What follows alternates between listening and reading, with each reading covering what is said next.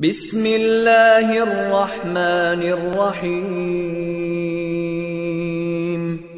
शुरू अल्लाह के नाम से जो रहमान और रहीम है। इक़रा बिस्मि रब्बिकल्लज़ी खलक़। पढ़ो ए नबी अपने रब के नाम के साथ जिसने पैदा किया। खलक़ल इंसान मिन अलक़। जमे हुए खून के एक लोथड़े से इंसान की तख्लीक की। इक़रा व रब्बुकल अकरम। पढ़ो और तुम्हारा रब बड़ा करीम है। अल्लज़ी अल्लम बिल क़लम। जिसने कलम के जरिए से इल्म सिखाया। अल्लमल इंसान मा लम यअलम। इंसान को वो इल्म दिया जिसे वो न जानता था।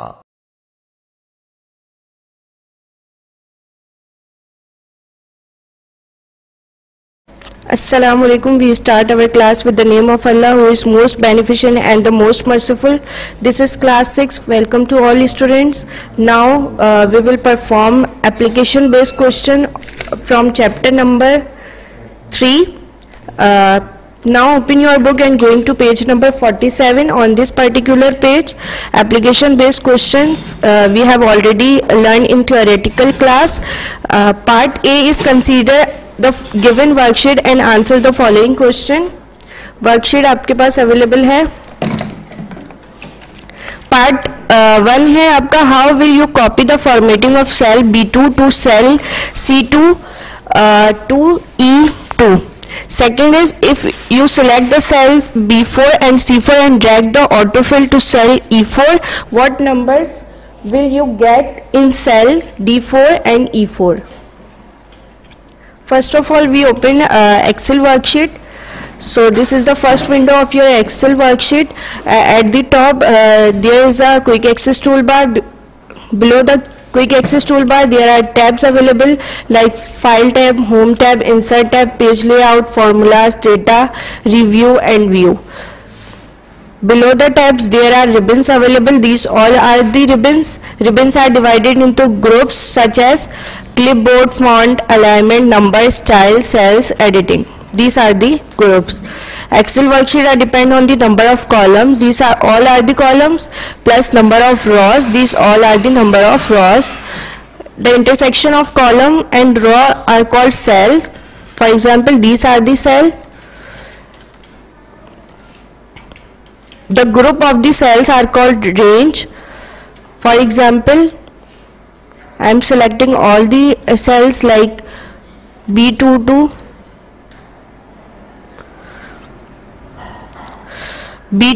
B8. So this is the cell range. Now going towards our question. First part will be how will you copy the formatting of cell B2 to cell E2 to cell E2. यहाँ पे मैंने data already put किया हुआ है जो कि आपकी Excel sheet में आपकी पिक्चर पे अवेलेबल है. नॉर्थ, साउथ, ईस्ट, वेस्ट और यहाँ पे वैल्यूज अवेलेबल हैं जो कि हैं 2 एंड सेकेंड इज 6. पहले आप लोगों ने ये बताना है कि आपके सेल में फॉर्मेटिंग कौन सी हुई हुई है. सेल B2 यानी कि ये वाले सेल से लेकर सेल E2 यानी कि ये वाले सेल तक क्या एडिटिंग हुई हुई है उसका मेथड आपके पास है. सबसे पहले अपने इस क्वेश्चन का आंसर इस तरह से करेंगे. पहले आप सिलेक्ट करेंगे, सिलेक्ट द सेल B2. इस सेल को आप सिलेक्ट करेंगे and click on the format painter in the clipboard group on the home tab. आपके home tab में clipboard जो कि ये आपका ग्रुप है clipboard ग्रुप में यहाँ है format painter. यहाँ पे देखिए ये आपका फॉर्मेट पेंटर है. पहले आप सिलेक्ट करेंगे सेल B2 को और यहाँ जाकर क्लिपबोर्ड के फॉर्मेट पेंटर में जाकर आप ड्रैग डाउन कर देंगे उसको E2 तक. ठीक है. देन आपका सेकंड पार्ट है जो है उसमें वैल्यूज लिखी हुई है लाइक 2 और 6 और पूछा जा रहा है कि सेल E4 और सेल 4, D4 और E4 में क्या वैल्यूज आएंगी? तो पहले सेल की वैल्यू है 2, सेकंड सेल की वैल्यू है 6, बीच में स्पेस आ रहा है 3 डिजिट्स का। तो इसी तरह से आपके D4 में भी 3 डिजिट का स्टेप आएगा और इसी तरह से E4 में भी 3 डिजिट का स्टेप आएगा।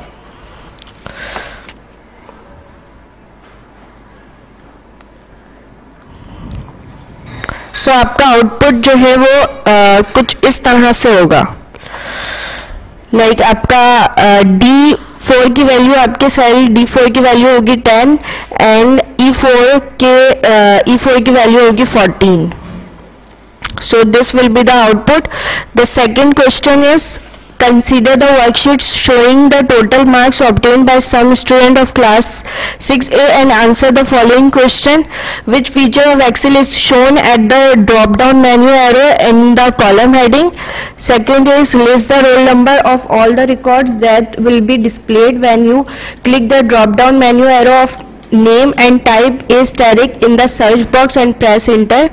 Third is, how will you turn off this feature in the worksheet? तो यहाँ पे मैंने ऑलरेडी पुट कर दी है।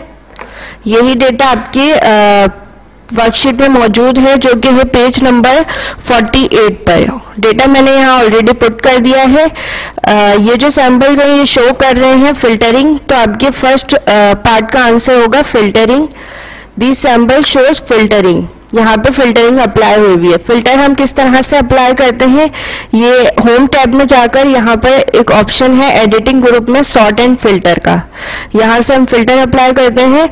सेकंड पार्ट है आपको नेम जो आपका कॉलम है, इस कॉलम पे जाकर फिल्टर का जो ये ऑप्शन है इस पर क्लिक करेंगे, ड्रॉप डाउन मेन्यू अपीयर होगा। इस ड्रॉप डाउन मेन्यू के सर्च बॉक्स में आपने लिखना है एस्टेरिक।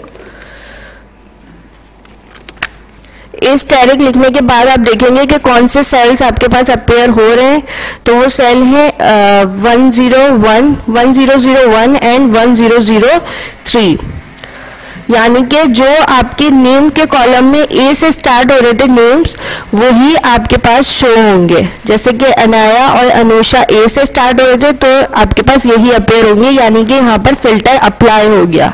जैसा कि हमने थ्योरी में पढ़ा था, ये वाला जो सैंपल है ये हमारा शो करता है filter is enabled but not applied, यानी फिल्टर यहाँ पे लगा हुआ है मगर अप्लाई नहीं हुआ हुआ।